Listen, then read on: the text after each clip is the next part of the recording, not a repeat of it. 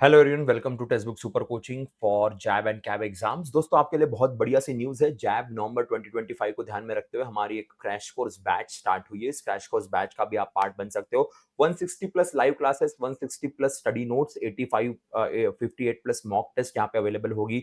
और एनरोलमेंट करने के लिए PUSHPA के कूपन कोड आप यूज कर सकते हो, जहां से आपको डिस्काउंट भी अवेलेबल हो जाएगा। याद रखेगा, will be really very crucial for you. If you are yet to follow our channel, if you are yet to subscribe our channel, तो एक बार चैनल को सब्सक्राइब कर दीजिएगा। यहाँ से आपको आने वाले सेशंस की सारी जानकारी मिल जाएगी। और ये टेलीग्राम ग्रुप है जहां से नोट्स भी अवेलेबल रहेंगे।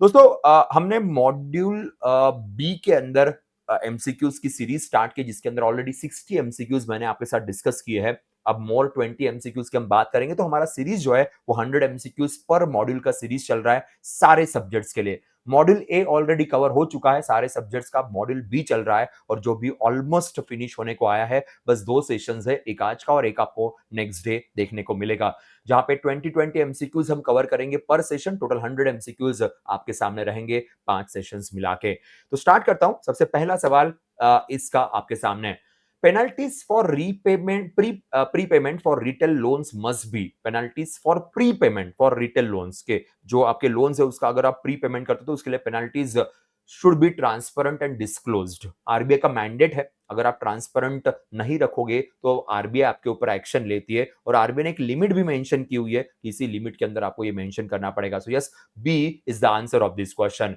आगे बढ़ते हैं। What is a secured loan? Secured loan exactly क्या होता है, ये पॉइंटर आपके सामने है।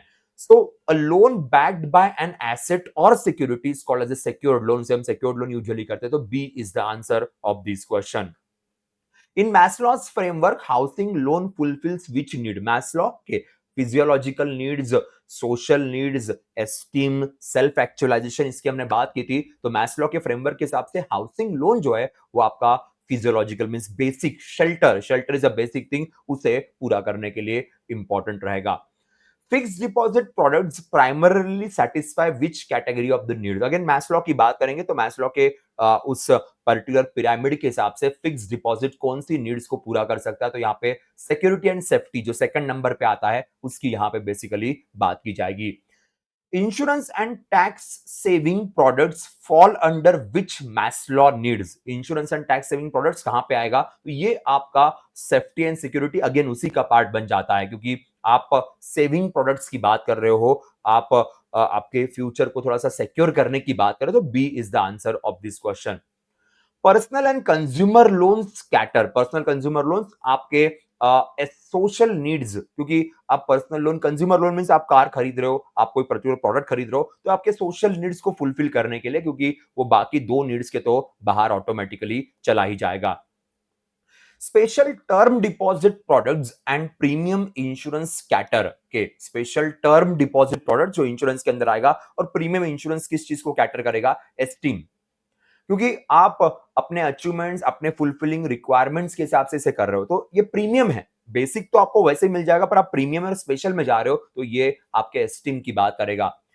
Retirement and pension plan address, retirement और पेंशन प्लान किस चीज को एड्रेस करेंगे? तो retirement and pension plan self actualization needs को कैटर करेंगे। C is the answer of this question. So retirement and pension plans are going to address self actualization needs. C is the answer of this question.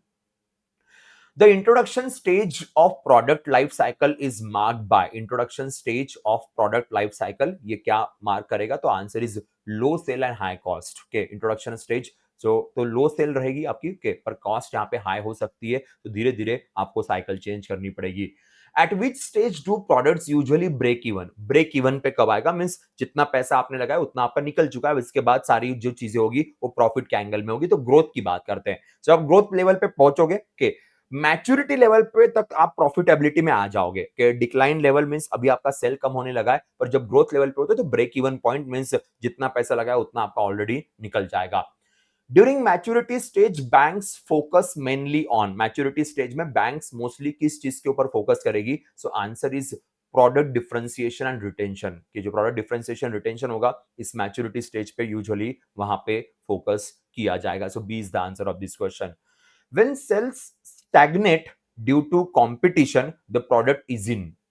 कि आपका cell अगर stagnant हो गया competition की वजह से, तो आपका प्रोडक्ट किस स्टेज पे, तो वो आपके सैचुरेशन स्टेज पे आ जाएगा। स्टेनलेसनेस की हम बात यहाँ पे करते हैं कि it is now completely on the maturity stage, saturation हो चुकी है, अब आप इसके बाहर बेच नहीं पाओगे।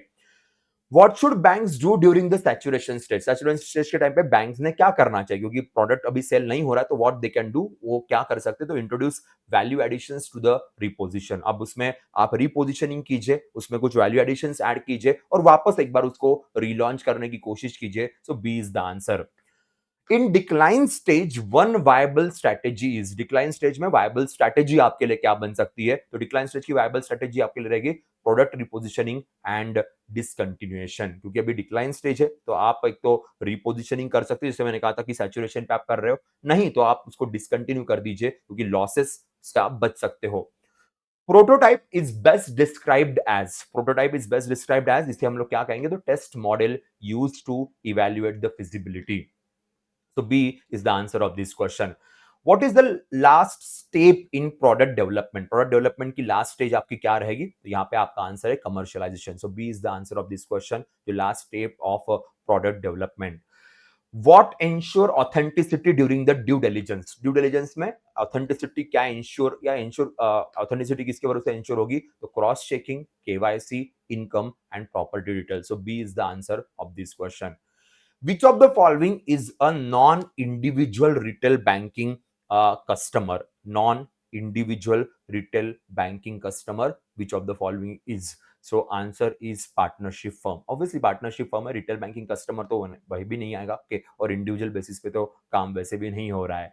The main aim of KYC verification is to, जो RBI ने मैंडेट करके रखा हुआ है, फाइनेंशियल क्राइम्स को प्रिवेंट करना है, आइडेंटिटी इंश्योर करनी है, एंटी मनी लॉन्ड्रिंग के हिसाब से यहाँ पे काम करना है। फॉयर के ऊपर हमारा कल भी बात हुई थी, कल भी हमने फॉयर के अराउंड आपके साथ डिस्कशन किया था, तो वही पॉइंटर यहाँ पे आपके सामने मेंशन किया गया है। सो लेट्स सी कितने लोग इसका आंसर करते हैं। Yes guys, so answer this question. Answer is retail and personal loans की बात करते हैं। Fix obligations to income ratio की हम बात कर रहे थे, तो yes, primarily applied to personal housing loans to gauge the repayment feasibility, repayment feasibility को चेक करने के लिए कि जो फिक्स ऑब्लिगेशंस होंगे टू इनकम रेशियो, तो आपका जो इनकम आ रहा है उसके हिसाब से फिक्स ऑब्लिगेशन और क्या क्या आपके पास है वो चेक करेंगे, उसके हिसाब से फिर लोन दे सकते हैं। The term customer delight implies, customer delight ये टर्म क्या इंप्लाई करती है कि, सो कस्टमर डिलाइट के ऊपर भी हमारी बात हो चुकी है ऑलरेडी। एक्सीडिंग द एक्सपेक्टेशंस, आपके एक्सपेक्टेशन से अगर आगे जाके आपको कुछ बेनिफिट मिल रहा है, तो कस्टमर डिलाइट के अंदर ये आ जाएगा। Yes guys, that's it from my side for the day. याद रखिएगा क्रैश कोर्स हमारा स्टार्ट हो चुका है, और ये टेलीग्राम ग्रुप है जहां से आप हमारे साथ जुड़ सकते हो। That's it from my side, will see you in the next session guys, bye bye, take care.